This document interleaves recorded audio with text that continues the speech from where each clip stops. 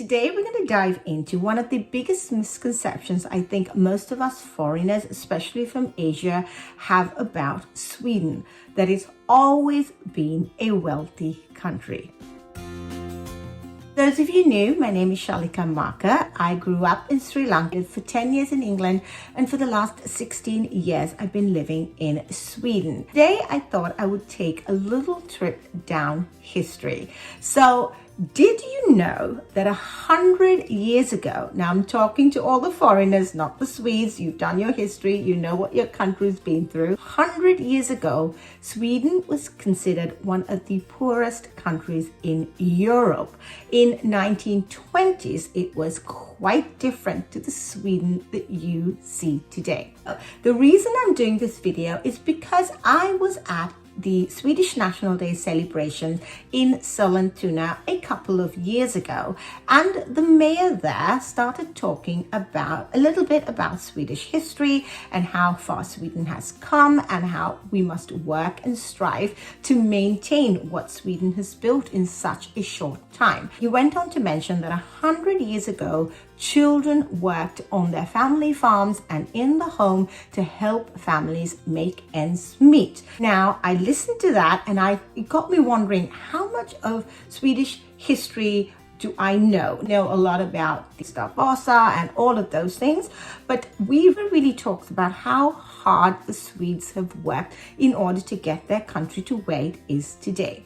So did you know that 100 years ago, in the 1920s, most of Sweden's population, or at least half of Sweden's population, lived in the rural areas. They worked on farms, in fishing, and in forestry to make ends meet. Now they had to work really hard, and tractors and all of these things were very hard to come by in Sweden at the time. So a lot of them had to do a lot of manual work. The children were expected to work on their farms and in their homes helping around. Now, schooling was very important even in the 1920s. So the kids worked before school and after school. So they did jobs like cutting timber, clean potatoes, pick up eggs. They would look after the younger siblings. So there was a lot of small jobs that children did before and after school. Houses were really small at the time. People lived in houses that were like 1 to 2 rooms, common for a number of children to share one bed. Running water was a luxury, central heating,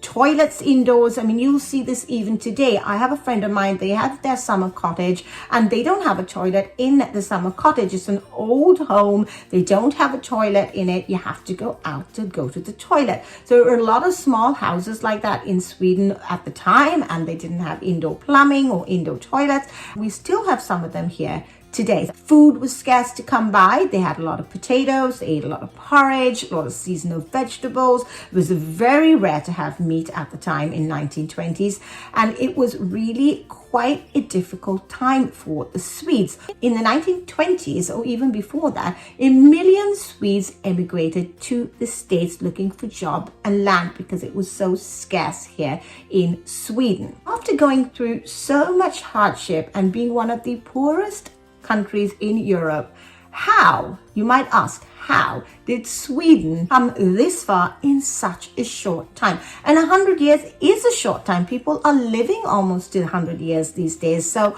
I don't think it's a long time. And I think the Swedes have worked so hard to get to where they are today. So in the 1930s, things started to slowly change here in Sweden. Sweden started heavily investing in things like healthcare, workers' rights, education, infrastructure. They put a lot of emphasis into working towards these things and built up the country. Now, it did help that Sweden didn't get involved in either of the world wars or even the Cold War. They stayed out of it, so they were able to just focus on building their country. Sweden has always been a very neutral country, and everybody knows that. It's a very common perception of Sweden. And I think that's a pretty accurate assumption. Sweden has always been quite neutral, and that has also helped them, I think, develop and become the country that it is today. Now, we could go on about all the fantastic inventions that Sweden has done, things like the pacemaker, the 3-point seatbelt that all cars have. Did you know it was developed by Volvo? Everybody making cars and manufacturing cars are using a Swedish invention. We've got Spotify, we've got Skype. There are so many innovative inventions that Sweden is responsible for, bring billions into the country. A lot of musicians use Swedish singers and songwriters to create all of their music. ABBA is just a sort of drop in the water. That's one that everybody knows. But Sweden is famous for so much in the music industry. Big singers like Lady Gaga, they use a lot of Swedish musicians and songwriters to create all of their famous songs. Sweden has come a long way in 100 years, and us foreigners won't know that Sweden was a very poor country compared to most of other European countries in the 1920s. And I think it is up to us foreigners, especially when we come in here to Sweden, we expect certain things handed to us on a platter. Free education, free healthcare, great infrastructure, subsidized travel, and all of these come at a cost. And I think it is a misconception by a lot of foreigners who come here who think that everything is free. And yes, you can get a lot of these things for free, but people work really hard here in Sweden to make these things work. And I think as foreigners coming in, it is up to us to be responsible to integrate into the society and to really appreciate how much hard work the Swedish forefathers would have had to put in to create the country that it is today. It is one of the wealthiest countries in Europe, I think. If anybody's watching and knows more about that, please do correct me in the description box below. But I really wanted to do this video so that any foreigner coming in will know that Sweden hasn't always been like this. Into the country, we must appreciate it and learn to respect their culture and their way of life. I think it's really rude to come to their country, enjoy their hospitality, even if you come as an immigrant or you come to work or you've married somebody and come to Sweden.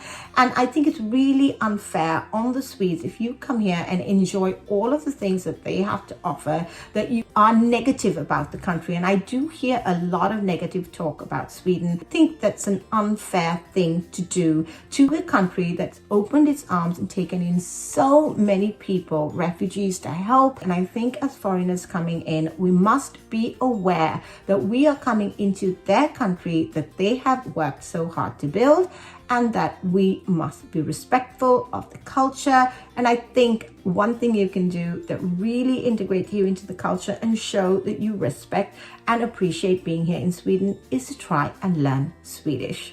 So I hope this video has just been interesting. If anybody's watching, especially as foreigners, making these videos for us so that you know that Sweden had to work really hard. It is a short period of time, 100 years. I think it's a very short time, but they have achieved so much in 100 years that if we are coming to Sweden, we must come with baggage in order to enhance or help or be a productive citizen to the country, not to come here and only take what is available and what we think is available for free. All Swedes working here pay very high taxes towards making sure that Sweden runs smoothly and that everybody has the same opportunities.